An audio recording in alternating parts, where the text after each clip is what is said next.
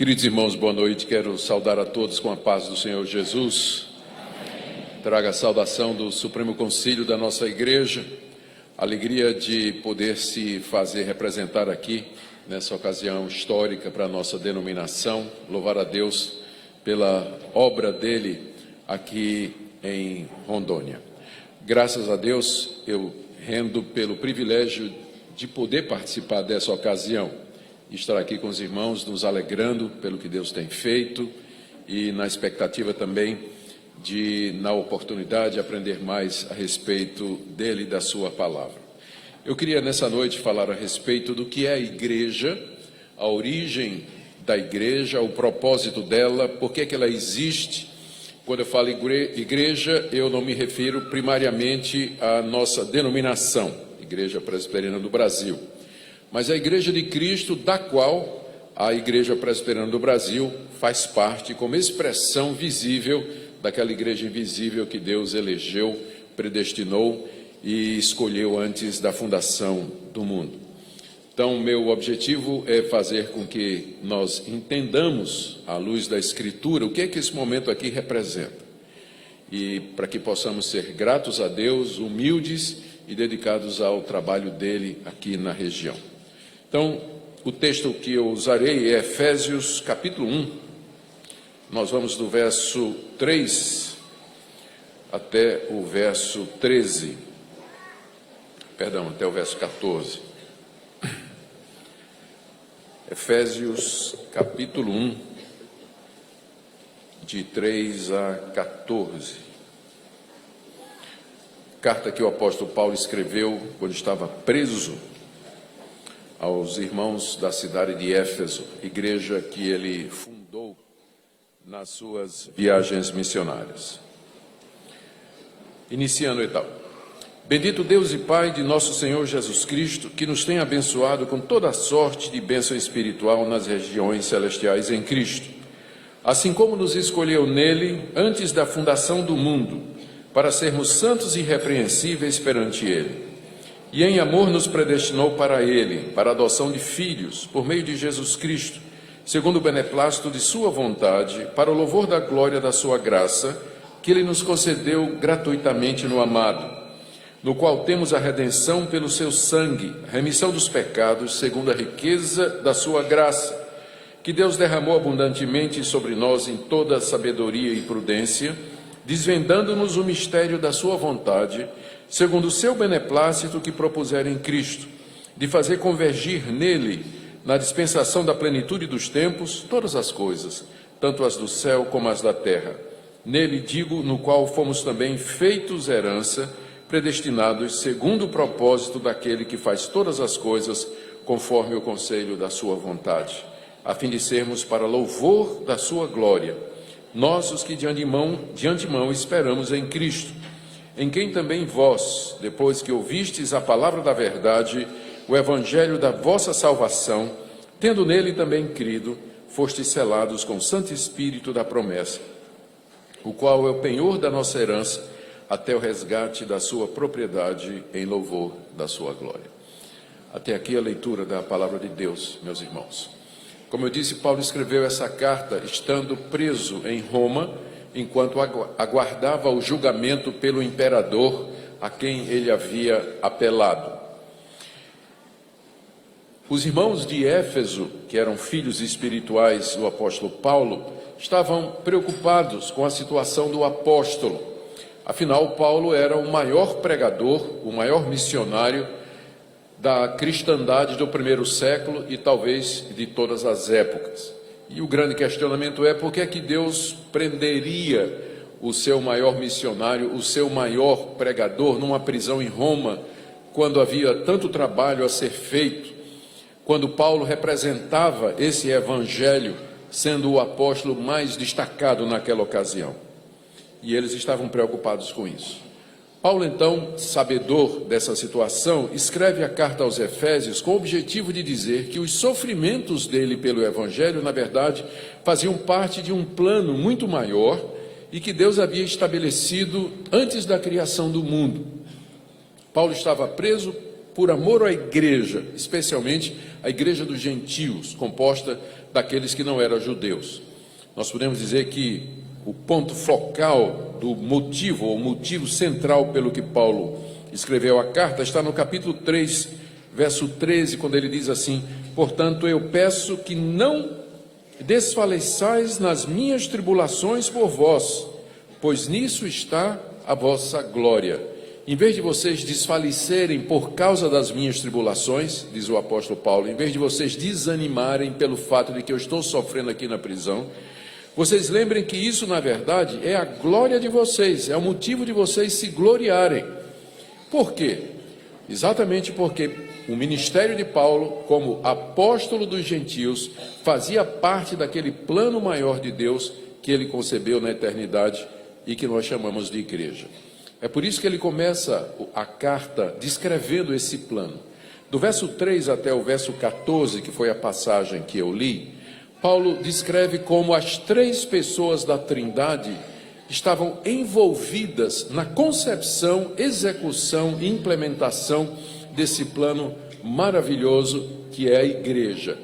Embora, eu não sei se vocês perceberam, embora seja uma sentença só, do verso 3 até o verso 14, você nota que não tem um ponto, é só vírgula, vírgula, vírgula, vírgula, como se Paulo tivesse começado a falar e um pensamento puxa o outro e uma ideia vai levando a outra, até que finalmente ele para no verso 14. Embora pareça que tenha sido um momento espontâneo do apóstolo Paulo, a sentença é muito bem elaborada. A sentença tem três partes, cada uma delas relacionada com uma das pessoas da Trindade. Na primeira parte, o apóstolo Paulo fala de como Deus Pai escolheu e predestinou aqueles que ele quis para o louvor da sua glória, verso 3 até o verso 6. Depois ele fala como Deus Filho Jesus Cristo veio a esse mundo, encarnou e redimiu com o seu sangue aqueles que Deus elegeu e predestinou, dando a eles o conhecimento da vontade de Deus e se tornando assim esse povo herança de Cristo. Tudo isso para o louvor da glória de Deus. Isso vai do final do verso 6 até o início do verso 12. E depois Paulo fala de como o Espírito Santo, através da pregação do Evangelho, ele sela aqueles que Deus escolheu e predestinou e por quem Cristo morreu, guardando-os para o resgate da sua propriedade, o dia da vinda de Cristo, terminando com a expressão em louvor da sua glória. Então são três partes, cada uma delas descrevendo o papel de uma das pessoas da Trindade e cada uma delas terminando com a expressão para o louvor da sua glória, que é exatamente o motivo maior e principal pelo qual Deus faz todas as coisas. Então eu queria ver com vocês cada uma dessas partes, para que nós possamos entender o que é a igreja, como é que ela veio à existência, qual é o propósito dela aqui nesse mundo, e dessa forma você também entender por que é que você existe, por que é que você está aqui nesse mundo e qual é o seu alvo principal na sua vida. Começando então do verso 3 até o verso 6, Paulo se refere a Deus Pai e começa no verso 3, bendizendo o Deus e Pai de nosso Senhor Jesus Cristo. Bendizer significa falar bem, elogiar, e no caso aqui, dar graças, agradecer ao Deus e Pai do nosso Senhor Jesus Cristo. Ele começa dizendo isso porque, na sequência, ele informa: Deus Pai nos tem abençoado com toda a sorte de bênção espiritual nas regiões celestiais em Cristo Jesus. Nota que ele fala no passado. Deus nos tem abençoado, alguma coisa que ele já fez. Deus nos abençoa no presente e abençoará no futuro. Mas as bênçãos maiores e de onde todas as outras bênçãos fluem, Deus já nos deu, ele já nos abençoou, diz Paulo aqui, em Cristo Jesus. É através de Cristo que essas bênçãos foram dadas. São bênçãos que Paulo chama de bênçãos espirituais e diz que é todo tipo de bênção espiritual. Bênção material é importante e eu sei que é a primeira bênção que você se lembra quando acorda de manhã. Nenhum de vocês aqui, quando acorda de manhã, acorda dizendo assim: Deus, obrigado que o Senhor me predestinou. Vocês acordam dizendo assim: Senhor, obrigado pelo sono, obrigado pelo novo dia, obrigado pelo café da manhã, não é verdade? Só que Paulo começa dizendo: Deus nos abençoou com toda a sorte de bênção espiritual. Por que ele começa dando prioridade às bênçãos espirituais? Porque são as que vão ficar, são as que vão permanecer para todo o tempo. As bênçãos materiais com as quais Deus nos agracia, sua família, seu esposo, sua mulher, seu marido, seus filhos, seu trabalho, seu carro, sua casa, tudo que você tem, isso tudo vai passar um dia. Mas as bênçãos espirituais permanecerão para sempre. E Deus já nos abençoou com elas em Cristo Jesus. E Paulo acrescenta que Deus fez isso nas regiões celestiais. Essa expressão só aparece nas cartas de Paulo e se refere ao mundo invisível que nos cerca, ao mundo espiritual, onde Deus habita, onde os anjos transitam, onde Cristo está sentado à direita de Deus. É esse mundo que intersecta com o nosso, que penetra no nosso mundo. É a realidade das coisas espirituais às quais nós temos acesso pela fé, não pelos olhos, não pelos ouvidos, não pelo tato, não pelo gosto ou qualquer dos sentidos físicos, mas é o mundo que nós acessamos espiritualmente pela fé. Deus já nos abençoou com toda sorte de bênção espiritual nas regiões celestiais em Cristo Jesus, e só isso já seria motivo para toda sorte de gratidão. E que bênçãos são essas? Nós poderíamos enumerar muitas delas, todas elas referidas na Bíblia: justificação pela fé, santificação, a doação do Espírito Santo em nossos corações, a vida eterna, muitas, mas Paulo escolheu duas. De toda sorte de bênção espiritual, ele resolveu falar de duas, porque é dessas duas bênçãos espirituais que todas as outras fluem. A primeira é a eleição e a segunda, a predestinação. Então vamos começar com a eleição no verso 4, depois de dizer no verso 3, bendito seja o Deus e Pai de nosso Senhor Jesus, que nos abençoou com toda sorte de bênção espiritual. Então ele segue falando da primeira bênção espiritual. Assim como nos escolheu nele, antes da fundação do mundo, para sermos santos e irrepreensíveis perante ele. A primeira bênção que Paulo cita aqui, e de onde todas as outras decorrem, é a escolha que Deus fez antes da fundação do mundo de um povo para si. Bendito seja Deus que nos escolheu antes da fundação do mundo. Escolher significa você, de entre um grupo de pessoas, distinguir, eleger algumas e não outras. Significa, é um movimento partitivo. Você escolhe algumas e não escolhe outras. Você distingue um grupo em relação a outro. Paulo está agradecendo a Deus porque ele fez isso antes que houvesse mundo. De entre a humanidade, que Deus viu, a humanidade caída, Deus contempla a humanidade caída na sequência dos decretos dele, ele escolheu para si um povo. E ele escolheu, Paulo nos diz aqui, nele. O ele se refere ao verso anterior, a Jesus Cristo. Essa escolha de Deus, A, B, C e D, e não F, J, H, não foi por qualquer mérito das pessoas escolhidas, mas foi em Cristo, pelos méritos de Cristo Jesus. Esse foi o critério de Deus. Ele nos escolheu em Cristo Jesus, e não por nada que Deus viu que nós faríamos, que a sua presciência adivinhou que aconteceria, ou porque Deus anteviu qualquer ato de bondade, espiritualidade ou moralidade em cada um de nós. Mas essa escolha foi baseada na obra completa e perfeita de Cristo, e ela tinha um propósito, como Paulo diz no verso 4. Assim como nos escolheu nele antes da fundação do mundo, para sermos santos e irrepreensíveis diante dele. Aqui você tem já então o que é a igreja e como é que a igreja nasce. A igreja são estes que Deus escolheu antes da fundação do mundo, em Cristo Jesus, para ser um povo santo e irrepreensível diante dele. E aqui você tem já a resposta para duas coisas. Primeiro, quando as pessoas dizem assim, Deus escolheu porque ele viu quem ia aceitar. Ou seja, a escolha de Deus é baseado na presciência de Deus, no fato de que Deus é onisciente.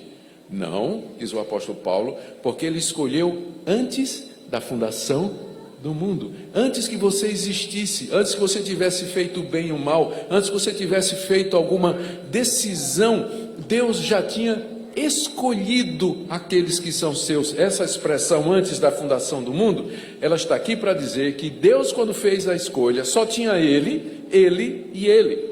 As três pessoas da Trindade, não tinha mais nada. A realidade não havia, havia apenas Deus. E lá na eternidade, ele escolheu aqueles que ele quis. A segunda coisa que esse texto já nos responde é para aquelas pessoas que dizem assim: pastor, se eu chegar a ter certeza de que eu sou escolhido, isso aqui não vai me levar a uma vida assim, folgada? Porque se Deus me escolheu, eu vou para o céu, certo? Então não importa como eu viva, eu posso ir para a cama com minha namorada, eu posso trair a minha esposa, eu posso ser desonesto, posso ver pornografia, posso viver de qualquer jeito, Deus me escolheu, então eu vou para o céu. Só que a escolha foi para quê, irmãos? Deus nos escolheu para sermos o quê? Santos e irrepreensíveis. Onde não há santidade, não houve eleição. Como é que você pode dizer que você foi eleito se não tem santidade em sua vida? Se você não vive uma vida reta diante de Deus, querendo fazer a vontade de Deus. Deus nos escolheu para sermos um povo santo. E um dos critérios para saber que você pertence à igreja, que é esse povo eleito aqui, é exatamente santidade de vida. Note que eu não estou falando perfeição, porque se o critério fosse perfeição, nós saberíamos que todo mundo que está aqui, em pé ou sentado, está caminhando para o inferno. Porque nenhum de nós aqui obedece a Deus perfeitamente, e nem a nossa santificação é perfeita e completa aqui nesse mundo. Mas ela tem que existir. Ela tem que estar presente. A sua santificação pode ser imperfeita, mas você tem que amar a Deus de todo o coração e dizer: Deus, eu quero viver uma vida reta, eu quero viver uma vida santa, apesar dos meus pecados, da corrupção do meu coração e das tentações, mas eu quero vencer o pecado e eu quero viver por o louvor da tua glória. Se você tem esse desejo, e se essa é a paixão da sua vida, esse é um dos sinais de que você pertence a esse povo que Deus escolheu antes da fundação do mundo para ser o povo dele. E como eu disse, essa é a igreja. Aqui está a origem da igreja. A igreja nasce no propósito de Deus, feito antes da fundação do mundo, para de entre a humanidade perdida e caída, ele ter um povo que seja santo. Vocês lembram que numa certa altura eu disse que Deus, quando fez essa escolha, ele olhou a humanidade caída. A prova é que ele escolheu estes para serem santos. Isso não faria sentido, a não ser que Deus estivesse fazendo a escolha a partir de impuros, a partir de pecadores e de gente caída. Deus vê a humanidade caída e de entre eles tira um povo para ser santo e irrepreensível perante ele. Essa é a primeira bênção pela qual o apóstolo Paulo agradece a Deus. Bendito seja o Deus e Pai de nosso Senhor Jesus Cristo, porque nos escolheu em Cristo antes da fundação do mundo para sermos santos e irrepreensíveis perante ele. A segunda bênção que Paulo menciona é a predestinação, que vai do final do verso 4 até o verso 5 e levanta a pergunta: qual a diferença de predestinação para eleição? A diferença é essa: eleger é o ato de você escolher um e não escolher outro. Predestinar é o destino antecipado que você dá aos escolhidos. Então, na escolha, Deus diz: eu quero esses. E na predestinação ele diz: esses que eu quero serão isso que eu determinei. Então essa é a diferença.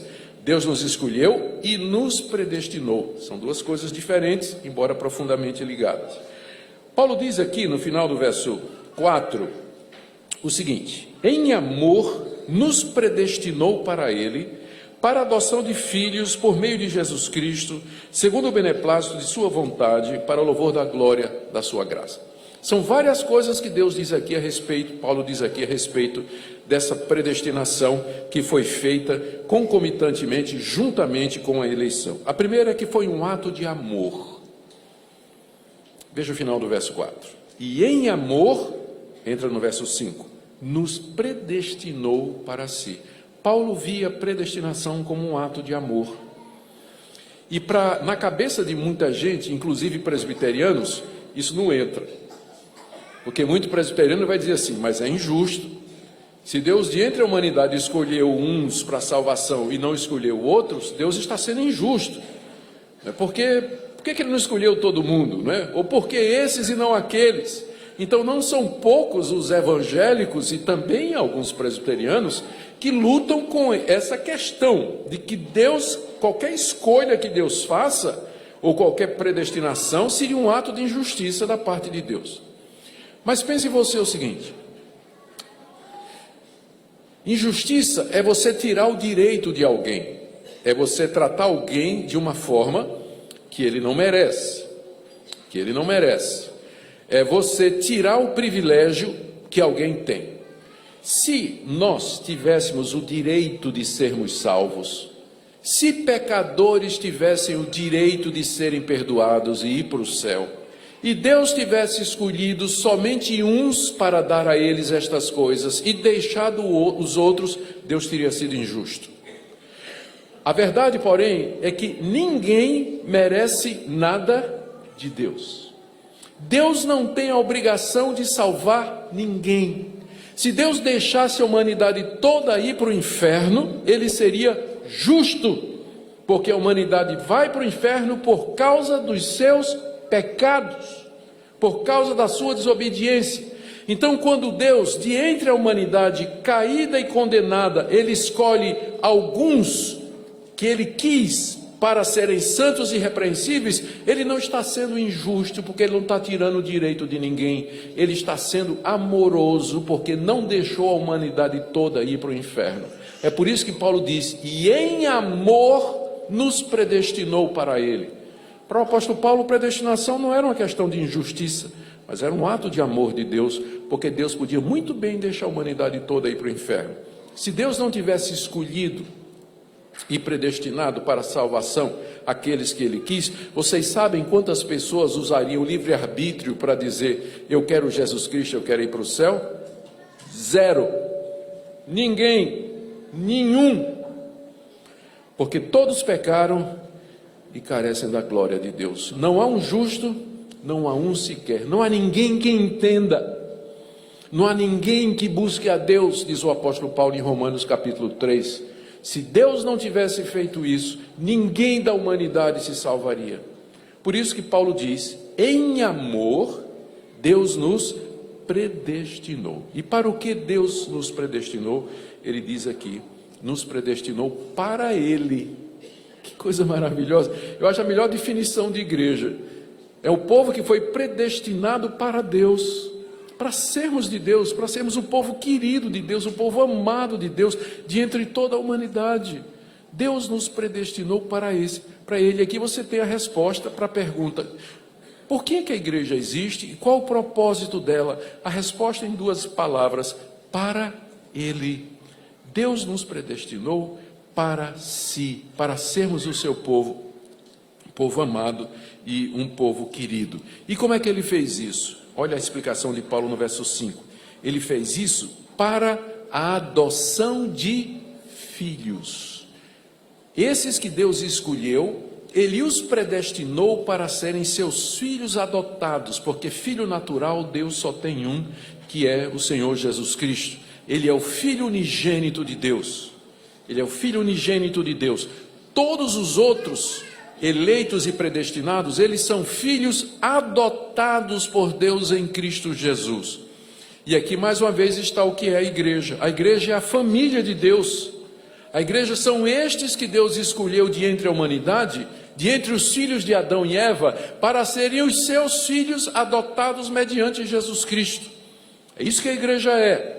Esse povo adotado em Cristo Jesus como filhos de Deus. Obviamente, o mundo todo, não são todas as pessoas do mundo que são filhos de Deus. Você só pode chamar toda a humanidade, cada pessoa que existe, de filho de Deus, no sentido de criatura de Deus, porque todos foram criados por Deus à sua imagem e semelhança. Mas de entre toda a humanidade criada, Deus escolheu e predestinou para si aqueles que Ele quis para adoção de filhos. É isso que a igreja é. Ela é formada por aqueles que Deus elegeu e predestinou e que Deus adotou em Cristo Jesus. Veja que ele diz mais uma vez que Deus fez isso, metade do verso 5, quando ele diz assim: por meio de Jesus Cristo.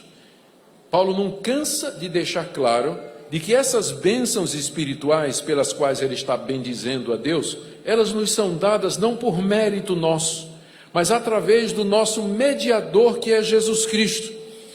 Ele nos escolheu em Cristo e nos predestinou mediante Jesus Cristo. Todas as bênçãos espirituais e materiais que nós recebemos de Deus, elas são mediadas pelo Senhor Jesus. Nada sem Jesus, nada nos chega a não ser na mediação de Cristo Jesus. Olha o critério de Deus, como Paulo escreve aqui no final do verso 5, que ele fez isso segundo o beneplácito de sua vontade. Beneplácito quer dizer o bom prazer. Deus nos predestinou para sermos seus filhos porque Ele quis, segundo o bom prazer da sua vontade. Deus teve vontade, a sua vontade se agradou de fazer isso, de escolher e predestinar aqueles que Ele quis para serem seus filhos. Ou seja, Deus não consultou você, Deus não consultou os anjos, Deus não me consultou, Ele não consultou ninguém, Ele consultou a sua vontade, e a sua vontade disse: eu quero. Então Deus fez isso segundo o bom prazer, o gosto da sua vontade. Você pode dizer, mas isso não é um pouco arbitrário? É arbitrário para nós, seres humanos, limitados, vulneráveis, subjetivos, mas não para Deus, que é perfeito, onisciente, onipotente, criador de todas as coisas. Deus tudo faz de acordo com o querer da sua vontade. Ele não consulta mais ninguém, porque Ele é Deus. Quem conheceu a mente do Senhor? Pergunta a Bíblia. Quem é que foi o conselheiro de Deus? Ele é soberano sobre todas as coisas. Sabe, eu às vezes penso que as pessoas têm dificuldade com essa doutrina que Paulo desenvolve de maneira tão clara aqui. É muito claro como Paulo fala aqui: escolha e predestinação. As pessoas têm dificuldade porque a visão que elas têm de Deus é de um Deus pequenininho, um Deus que se submete ao capricho humano, um Deus que não é soberano, que não é criador de todas as coisas, que tem todo o poder no céu e na terra. Porque se você olhar para Deus como a Bíblia diz que Ele é, você vai entender que Ele tem o direito de fazer o que Ele quiser e de não prestar contas a ninguém, nem a você e nem a mim. Ele faz todas as coisas segundo o bom prazer da sua vontade. E, início do verso 6, para louvor da glória de sua graça. Resposta àquela pergunta: se Deus sabia que Adão ia pecar, se Deus sabia que o pecado ia entrar no mundo, se Deus sabia que muita gente ia para o inferno, por que é que Ele criou? Por que é que Ele fez a si mesmo? A Bíblia só dá uma resposta para esse tipo de pergunta: para o louvor da sua glória. Deus fez uma conta, e no final dessa conta, o saldo é glória a Deus. No meio de pessoas que se perdem através da queda de Adão, através dos seus próprios pecados, dos incrédulos, dos rebeldes, da queda dos anjos, dos que se convertem, dos que se arrependem, o saldo final é positivo, e no final a glória de Deus vai triunfar no universo onde o pecado foi julgado e onde as pessoas que foram eleitas e escolhidas por Ele nunca mais poderão pecar e estarão com Ele para todo sempre, dizendo: Deus, como a tua graça é gloriosa, eu louvarei a glória da tua graça eternamente. Por isso que Paulo diz, olha o raciocínio de Paulo: bendito seja Deus, porque nos abençoou com toda sorte de bênção espiritual. Ele nos escolheu antes da fundação do mundo para sermos santos e irrepreensíveis. Ele nos predestinou para si em amor para a adoção de filhos. Ele fez isso de acordo com o bom prazer da sua vontade e para o louvor da sua glória. Essa é a participação de Deus Pai, ou colocando em termos mais populares, o Pai planejou na eternidade a igreja. A igreja, portanto, embora ela tenha uma forma humana e institucional, como por exemplo as denominações, no meio desse povo, da igreja visível, está o verdadeiro povo de Deus, aqueles que Deus escolheu e predestinou, do qual nós entendemos que a Igreja Presbiteriana do Brasil é uma expressão visível desse povo antigo, desse povo que Deus desde a eternidade amou. Agora, a partir do verso 6, entra a segunda pessoa da Trindade, porque aqui nós temos um problema. Nós temos uma dificuldade aqui com o plano de Deus. Como é que Deus pode adotar, Deus sendo santo, puro, odeia o pecado, como é que ele pode adotar para si filhos que são membros de uma raça pecadora, manchados pelo pecado, culpados e condenados à morte? De que maneira Deus pode, sem contrariar a sua justiça, receber estas pessoas que ele escolheu e predestinou como sendo o seu povo, uma vez que Deus os tirou de entre a humanidade perdida? É aqui que entra Deus Filho. Deus Filho veio a esse mundo, se tornou um de nós, e representando esse povo eleito por Deus antes da fundação do mundo, levou a culpa da igreja na cruz, pagou cada pecado dos eleitos, levando sobre si a ira de Deus por eles, de maneira que no seu sangue esses eleitos têm a redenção, a remissão dos seus pecados, e agora eles podem ser recebidos por Deus, porque a culpa deles foi removida, a condenação deles foi cumprida em Cristo, e o seu pecado foi tirado através da obra perfeita de Cristo Jesus. O Pai planejou e o Filho veio ao mundo executar. Foi isso que Jesus Cristo veio ao mundo fazer. Ele veio tornar esse plano possível. Veja como Paulo diz no verso 6, depois de dizer que Deus nos predestinou para louvor da glória da sua graça, ele diz: graça que ele nos concedeu gratuitamente no amado. Vocês perceberam que há um pouco de exagero aqui, né? É o que a gente chama de redundância.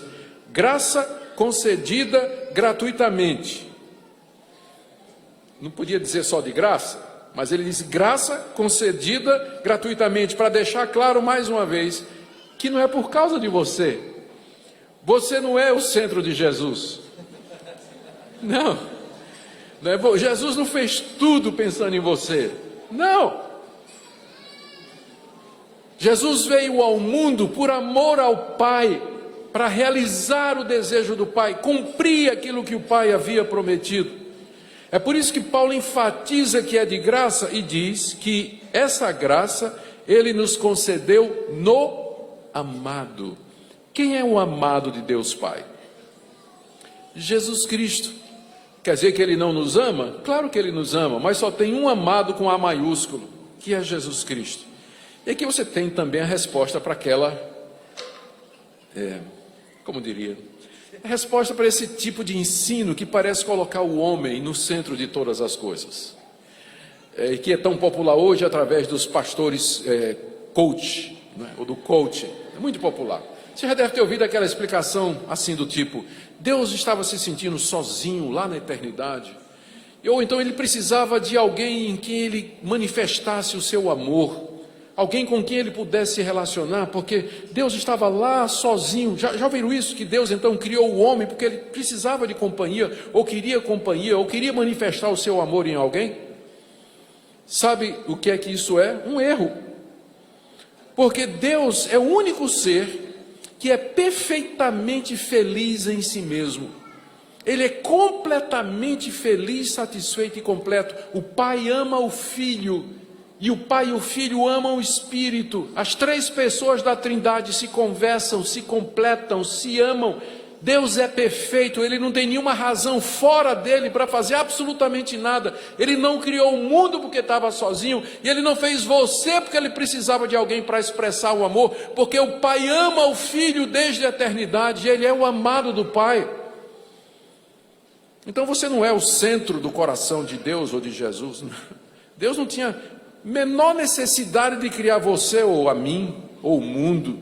Ele fez isso porque ele quis, segundo o conselho da sua vontade. Ele fez isso para o louvor da sua glória, e ele fez isso no amado. Qual é a parte do amado em tudo isso? Veja no verso 7. Amado, no qual temos a redenção pelo seu sangue, a remissão dos pecados, segundo a riqueza da sua graça. Aqui Paulo vai falar 3 coisas que Deus Filho fez. Quando ele falou do Pai, ele disse 2 coisas: eleição e predestinação. Quando ele agora fala do Filho, ele vai falar de redenção, conhecimento da vontade de Deus e herança. Vamos ver cada uma delas rapidamente. Primeiro, no qual nós temos a redenção. Porque esses que Deus escolheu e predestinou, eles precisavam ser redimidos, porque eram pecadores. Deus elegeu pecadores, Ele não elegeu santos. Mas para que esses pecadores pudessem ser seus filhos, eles precisavam ser remidos. A palavra remir aqui, ou a palavra redenção, você vê que tem a palavra redenção e a palavra remissão, aqui no verso 7. Elas apontam para 2 realidades no Antigo Testamento. A redenção foi aquele ato que Deus fez no Antigo Testamento, de tirar a nação de Israel do Egito. Eles eram escravos de Faraó, mas Deus os redimiu. E remissão era o preço que se pagava por um escravo. Você podia ir numa praça de escravos, pagar o preço do escravo e você o levava para si ou você o libertava. Isso significava remir um escravo. Essas 2 ideias estão aqui. Em Cristo, qual foi o preço pelo qual Deus redimiu o seu povo ou remetiu a sua escravidão, livrou da escravidão? O preço é o sangue do Filho. O sangue do amado. E agora o foco sai da eternidade, quando Deus lá, antes da fundação do mundo, planejou tudo isso, e o foco agora é a cruz do Calvário, onde o amado ali pendurado, ele sangra até a última gota de sangue, para redimir o povo de Deus e para perdoar os seus pecados. Eu sei que vocês cresceram, nós crescemos, ouvindo que Cristo morreu pelo mundo todo e que Ele na cruz do Calvário derramou seu sangue por toda a humanidade. Vocês sabem que a resposta da nossa teologia é que Ele fez isso potencialmente. Essa resposta é tão antiga quanto Agostinho. Agostinho foi o primeiro a dar essa explicação no século IV. Que Cristo morreu pelo mundo potencialmente, ou seja, haveria virtude e poder no sangue de Cristo para salvar cada pecador filho de Adão e Eva. Mas o sacrifício dele só é eficaz para os eleitos. Portanto, nenhuma gota do sangue de Cristo foi derramada em vão. Todos aqueles por quem Cristo morreu, que são os eleitos e predestinados, estes terão seus pecados perdoados, terão seus pecados remitidos e eles serão redimidos de entre a humanidade para poderem ser filhos de Deus. O Pai planejou e o Filho executou. Ele veio ao mundo, se tornou um de nós, um como você, um como eu, menos no pecado. Ele não tinha pecado. E como nosso representante, cumpriu a lei em nosso lugar, sofreu a ira de Deus, e agora nós podemos ser feitos filhos de Deus e adotados como filhos do Altíssimo. Paulo diz no verso 8, que essa riqueza da graça, Deus derramou abundantemente sobre nós, com toda a sabedoria e prudência. Esse Deus sábio, esse Deus prudente derramou essa graça, administrou esse plano de uma maneira sábia e prudente. Por isso não critique, não julgue Deus dizendo assim, mas isso é injusto, isso eu não aceito, isso é um absurdo, isso faz da gente robô, isso faz da gente, isso aqui é um determinismo. Paulo está dizendo aqui que Deus administra isso de maneira sábia e prudente. Deus sabe o que faz, a gente é que não sabe o que diz, porque a gente não conhece o Altíssimo, os seus planos, o seu poder, mas esse plano é perfeito, ele é maravilhoso. A graça foi derramada sobre nós abundantemente, com toda a sabedoria e prudência que só Deus tem, por isso não tem falhas esse plano. Você pode não entender, eu espero que você saia daqui nessa noite dizendo, hoje à noite eu aprendi que eleição e predestinação é bíblico sim, eu só não concordo. Mas que está na Bíblia, está. Posso não compreender, mas eu não posso nunca mais dizer que isso é doutrina de Calvino. Porque Paulo certamente não era calvinista, mas Calvino era paulinista, com certeza. Com certeza. Então você vai sair dizendo essa noite, eu posso não compreender, eu não compreendo, mas tem uma coisa que eu nunca mais vou dizer, que essa doutrina não está na Bíblia. Porque ela está assim, com muita clareza, você está vendo. como ela está com clareza aqui nas Escrituras Sagradas. Por que isso é importante para nós? Nós defendemos essas doutrinas da Igreja Presbiteriana, não é porque nós queremos avançar o calvinismo, porque nós entendemos que elas são bíblicas e que elas explicam o que é a igreja. Elas falam da soberania de Deus, da graça de Deus e da gratidão que nós devemos ter a Deus. Por isso nós estamos reunidos aqui. Eu sei que você pode dizer assim, eu não entendo isso, mas quando você voltar para casa essa noite e se ajoelhar ao lado da sua cama, como é que você vai orar? Você vai dizer assim, ó Deus, eu graças te dou porque eu decidi, porque eu resolvi aceitar Jesus Cristo? Ou você vai orar dizendo assim, Deus, graças te dou porque o Senhor tocou no meu coração, o Senhor abriu os meus olhos, o Senhor mudou minha vida. Não é isso que você vai fazer hoje à noite? Então de joelho, todo crente é um calvinista. Quando ele está diante de Deus, ele sabe que foi Deus que mexeu, chamou, transformou, iluminou os seus olhos, não é verdade? Pergunta ao apóstolo Paulo se não é, quando estava no caminho de Damasco, endurecido, cego, querendo pegar os cristãos, e Deus, sem respeitar o livre-arbítrio dele, coisa nenhuma, derrubou ele do cavalo, iluminou o coração dele e disse, por que você está me perseguindo? E Paulo já rendidinho diz, quem és tu, Senhor? É a graça de Deus, a misericórdia de Deus, esse plano foi administrado com toda a sabedoria e prudência do nosso Deus. Segunda coisa que Paulo diz aqui, que Deus nos faz em Cristo Jesus. Verso 9, desvendando-nos o mistério da sua vontade, segundo o seu beneplácito que propuseram em Cristo, de fazer convergir nele na dispensação da plenitude dos tempos todas as coisas, tanto as da terra como as do céu. Vou tentar resumir esses dois versículos complicados. O que Paulo está dizendo aqui é que em Cristo Deus desvendou esse segredo. Veja aqui no verso 9 ele diz assim, nos desvendou o mistério da sua vontade. Qual é o mistério? O que é essa vontade misteriosa de Deus? É esse plano que Deus fez desde a eternidade e que se ele não tivesse revelado, nem eu nem você saberíamos. Mas em Cristo Deus desvendou esse plano, tornou público, tornou conhecido esse plano. Cristo veio ao mundo e anunciou o plano de Deus, e ele se apresentou como Deus, cumprindo a vontade do Pai. Então, em Cristo, Deus nos desvenda os olhos para que a gente compreenda qual é o plano de Deus. E qual é o plano de Deus? Está aí no verso 10. De fazer convergir em Cristo, na dispensação da plenitude dos tempos, todas as coisas. A plenitude dos tempos foi há 2000 anos atrás, quando Cristo foi levado ao Calvário, e ali ele executou o plano de Deus, morrendo por aqueles que são seus.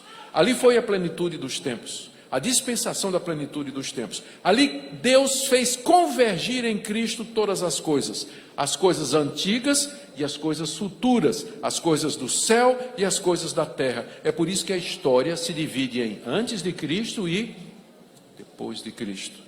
Porque a vinda dele, a sua morte na cruz, é o centro da história. E o cristão sabe disso. Agora você sabe a diferença do cristão e o não cristão. O cristão entende a história. Ele sabe que a história tem um começo, tem um meio e tem um fim.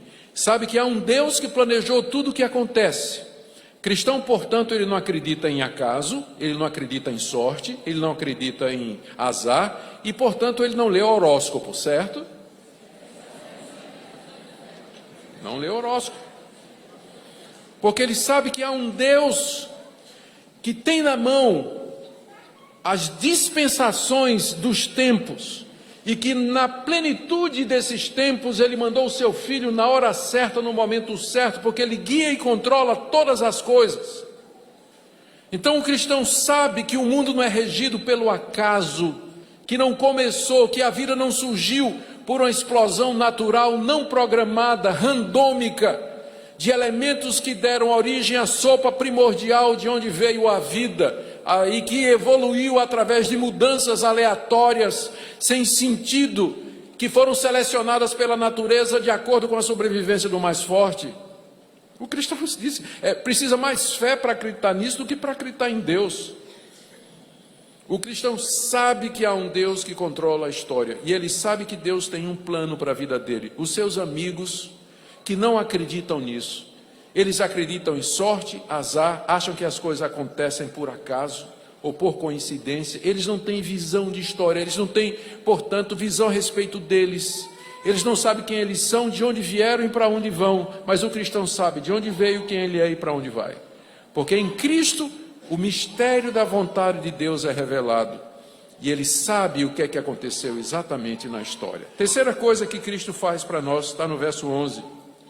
Paulo diz assim: nele digo, no qual fomos também feitos herança, predestinados segundo o propósito daquele que faz todas as coisas conforme o conselho da sua vontade. Em Cristo nós temos redenção e remissão dos pecados, conhecimento do plano secreto de Deus, e nós somos feitos herança de Cristo. Pergunta: o que é que Cristo ganhou quando na eternidade ele se oferece para voluntariamente morrer pelo povo escolhido e amado de Deus? A recompensa de Cristo somos nós. Nós fomos feitos herança de Cristo. O Pai deu ao Filho aqueles por quem ele morreu. E é isso que Jesus vai levar, você e eu. É isso que ele ganha com todo o seu sacrifício. A sua igreja, é por isso que a igreja é chamada no Novo Testamento de a noiva de Cristo, a esposa do Cordeiro, o corpo de Cristo. Estamos unidos a ele, porque somos a sua herança. E isso, Paulo diz no verso 11, de acordo com a predestinação de Deus. Deus nos predestinou para sermos a herança de Cristo, o povo de Cristo. É isso que a igreja é, predestinada segundo o propósito daquele que faz todas as coisas conforme o conselho da sua vontade. E lá vem Paulo de novo, insistindo nesse assunto, né? Segunda vez que ele está usando a palavra predestinado. Predestinados segundo o conselho daquele que faz todas as coisas conforme a sua vontade. Mais uma vez a ênfase é na soberania de Deus e no direito de Deus de fazer o que ele quer conforme ele entende, porque ele é justo, ele é todo poderoso, ele não comete injustiça, ele administra esse plano com toda sabedoria e prudência. Por que propósito Deus fez tudo isso? Resposta de Paulo no verso 12: a fim de sermos para louvor da sua glória. Observam o padrão igualzinho à primeira parte. Na primeira parte, Paulo agradece ao Pai que elegeu e predestinou para o louvor da sua glória. Na segunda parte, ele menciona a obra do Filho, que sangrou para redimir os eleitos, nos deu conhecimento do plano de Deus e se tornou, e nós nos tornamos a sua herança para o louvor da sua glória. E agora vem a terceira parte respondendo a uma questão muito importante. Se Cristo derramou seu sangue há 2000 anos atrás, na dispensação da plenitude dos tempos, de que maneira os benefícios do que ele fez me alcançam? Eu estou morando em Rondônia 2000 anos depois, numa cultura completamente diferente da cultura do Antigo Oriente, distanciados pelo tempo, distanciados pelas circunstâncias, distanciados pelas línguas, nós nem falamos a língua que Jesus falava. Como é que aquilo que ele fez na cruz me alcança hoje? E é aqui que entra a terceira pessoa da Trindade. O Pai planejou, o Filho executou e o Espírito aplica. A terceira pessoa da Trindade, através da pregação da boa notícia. Qual é a boa notícia? Que Deus quis salvar pecadores, que Deus amou o mundo de tal maneira que não deixou que o mundo todo fosse para o inferno, mas a todo aquele que nele crê, que são os eleitos, Deus dará a vida eterna. Deus dará a vida eterna. Esse é o Evangelho, essa é a boa notícia. Através da pregação do Evangelho, o Espírito Santo chama os eleitos em todas as partes do mundo, porque Deus tem eleitos em todo lugar. O Espírito Santo chama os eleitos, convence os eleitos, sela os eleitos e assim os preserva até o dia final. É isso que Paulo diz aqui, no verso 12. Depois de dizer que fomos predestinados para o louvor da sua glória, veja, final do verso 12. Nós, os que de antemão esperamos em Cristo. Quem são esses nós que de antemão esperávamos em Cristo? Paulo está falando como judeu, porque os judeus é que esperavam Cristo de antemão, não é isso? Está falando da esperança messiânica. Então Paulo diz, nós, judeus, que já esperávamos no Messias, em quem também, verso 13, em quem também vós, os efésios não eram judeus, eles eram gentios, em quem também vós, agora veja a sequência, depois que ouvistes a palavra da verdade, ouvir, o evangelho da vossa salvação, tendo nele também crido, fostes selados com o Santo Espírito da promessa. Aqui você tem a obra do Espírito Santo. Respondendo a seguinte pergunta: pastor, tudo bem, eu creio na eleição e na predestinação, e que Cristo morreu pelos eleitos. Mas por que evangelizar então, se Deus já escolheu? Se Deus já predestinou, por que a gente vai evangelizar? Por que nós vamos anunciar o evangelho ao mundo? E a resposta está aqui. Porque é através da evangelização que Deus vai chamar os eleitos. Eu não sei quem são os eleitos, olhando aqui de cima para vocês, eu não estou vendo nenhuma placa na testa dizendo eleito, né? Não tem como saber. Então, por isso que eu prego o evangelho a todos, porque eu sei que através da minha pregação, Deus vai chamar os eleitos. Ele vai usar o que Paulo chama aqui, a palavra da verdade. O que é a palavra da verdade? É o evangelho de Cristo, que ele chama aqui o evangelho da vossa salvação, ou seja, o evangelho que salva vocês, a boa notícia que salva vocês. É isso que o Espírito Santo vai usar. E é por isso que não tem substituto para pregação na igreja reformada. Não pode ser substituído por dança, não pode ser substituído por teatro, não pode ser substituído por culto antropocêntrico. A palavra é central, porque é o instrumento pelo qual Deus chama aqueles que Ele elegeu e que Ele predestinou. Por isso que no nosso culto nós fazemos questão de que a exposição da palavra seja um momento climático. E não há substituto para a pregação, porque o Espírito Santo usa a palavra da verdade, o evangelho da vossa salvação. Depois que vocês ouviram, vocês creram e foram selados com o Santo Espírito. O Espírito Santo é que chama de maneira irresistível esses eleitos. Eu fui criado na igreja presbiteriana e fui batizado na infância, fiz profissão de fé quando eu tinha 17 anos de idade, e logo depois eu me desviei da igreja. Larguei a igreja, eu tinha sido da mocidade, cantava no coral, tinha namorado até a filha do pastor. Eu namorava a filha do pastor. Quer mais crente do que isso? Mas com 17 anos de idade, fui para o mundão. E vivi longe de Deus, durante vários anos. Eu só me converti aos 23 anos, vou chegar lá. Mas durante esses anos, eu disse não a todas as tentativas que o meu pastor, os meus amigos, missionários, gente crente, fizeram de me trazer de volta. Eles não perdiam a oportunidade, porque eu era a ovelha negra da família, e todo mundo tinha medo de Augustus. Motoqueiro já com os 17 anos de idade, líder de gangue, violento e tudo, né? E o pessoal, você olha para mim, nem parece que eu era isso, né? Na verdade, mas eu era isso aí, sim, né? Fofinho, bonitinho, né? Nem imagina o que é que eu era, né? Nem imagina, tio Nico, né? Tal, o pessoal nem imagina o que eu era.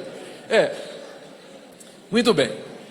Me lembro de uma vez que o Vadislau Gomes, pai do reverendo Davi Charles Gomes, que hoje é chanceler da Universidade Mackenzie, num acampamento de jovens onde eu estava lá, levado de má vontade pela filha do pastor com quem eu namorava, ele pregou um sermão que eu disse: se eu ficar aqui eu vou me converter. Eu saí correndo de dentro lá do salão de reuniões, me sentei lá no campo de futebol, fiquei chorando. O pastor Jorge Tais, um americano que trabalhava no Palavra da Vida, um dos missionários da Palavra da Vida, passou uma meia hora tentando me levar a Cristo. Eu me levantei com raiva, peguei meu carro e fui embora. Quantas vezes eu resisti? Às vezes que Deus me chamava, as pessoas que vinham para mim. Minha mãe era presidente da SAF. Ela pedia orações à SAF pelo filho desviado. Eles oravam por mim de joelhos, intercedia por mim. Eu vendia bujão de gás, eu vendia eletrônicos da minha casa para ter dinheiro para botar gasolina na motocicleta, para fazer minhas farras e tudo mais.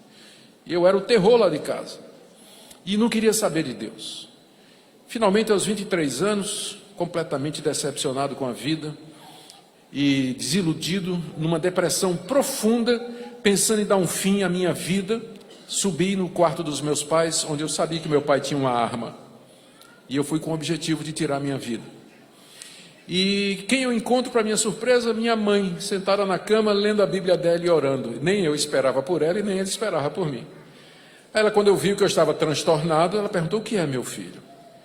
E aí eu caí em soluços, dizendo que a minha vida não fazia sentido e que eu estava desesperado e queria morrer. E ela disse essas palavras: por que você não ora a Deus? E essas palavras da minha mãe entraram no meu coração como nenhum sermão de todos os pastores que eu ouvi tinham entrado antes. Porque ali era a chamada eficaz, era um momento em que o Espírito Santo entrou, venceu as barreiras, entrou a cavalo no meu coração, saiu derrubando tudo e eu me vi de joelhos clamando ao Deus que eu conhecia desde criança, pela primeira vez na minha vida.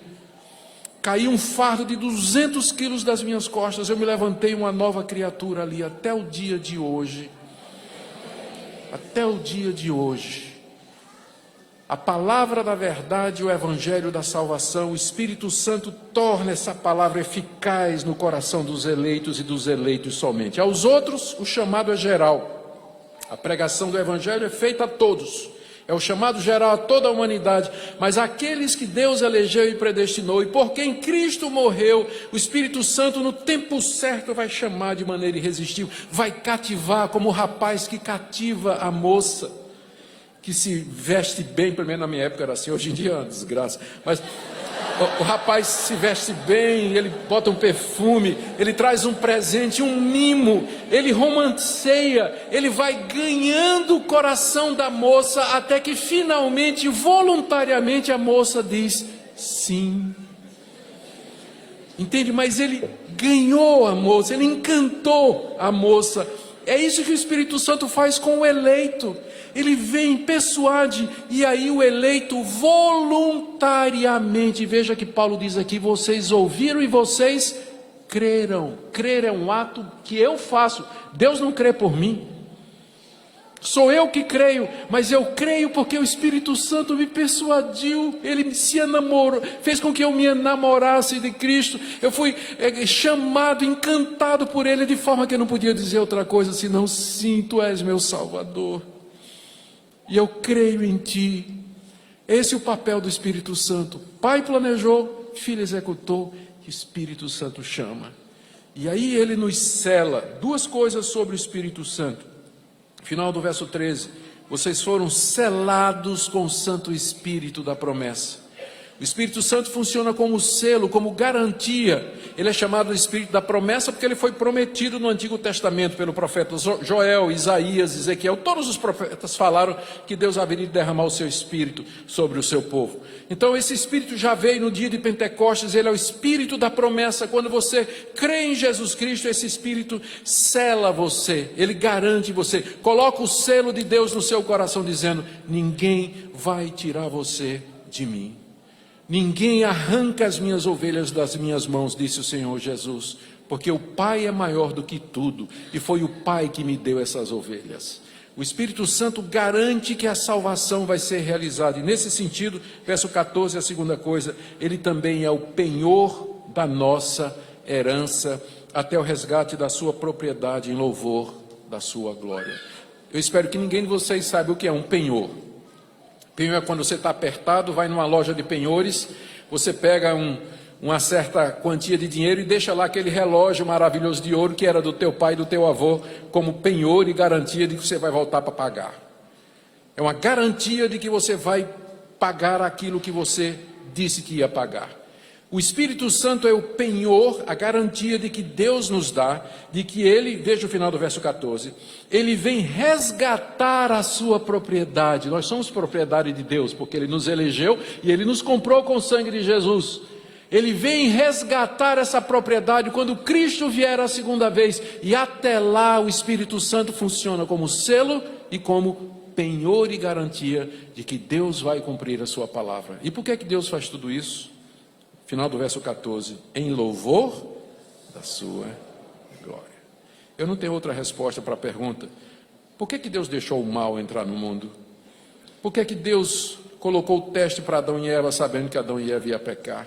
A única resposta da Bíblia para tudo isso, é que Deus fez isso em louvor da sua glória.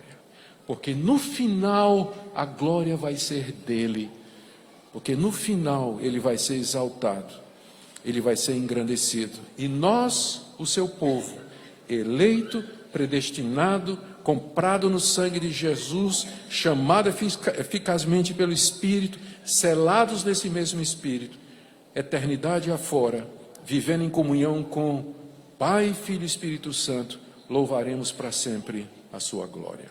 Amém? Essa é a razão pela qual nós estamos aqui nessa noite, para dizer a Deus, te damos graças, porque há 160 anos, um jovem bravo e corajoso, que cria nessas verdades aqui, ele veio ao Brasil para dizer aos brasileiros a palavra da verdade, o evangelho da vossa salvação. E aqui estamos nós gratos a Deus. Ao nosso Deus, queridos, toda honra e toda glória nessa noite. Amém. Vamos orar. Que plano maravilhoso, ó Deus, que o Senhor administra com toda sabedoria e prudência, que o Senhor nos desvenda mediante as Escrituras, e do qual o Senhor nos convence mediante o Espírito Santo. Te damos graças pela redenção completa que há em Cristo Jesus, e também porque o Senhor, antes da fundação do mundo, escolheu e predestinou aqueles que o Senhor quis. Se alguém em dúvida aqui essa noite, nós pedimos que a Tua palavra esclareça. E se alguém pergunta nessa noite, eu sou eleito, que Teu Espírito Santo testifique em cada coração de que nós somos Teus filhos. Convence a Tua igreja, dá-nos a alegria da salvação e dê que nós aqui, nesse estado da federação, sejamos a luz do Evangelho, a palavra da verdade, em nome de Jesus, porque em tudo isso é possível. Amém. Deus abençoe os irmãos.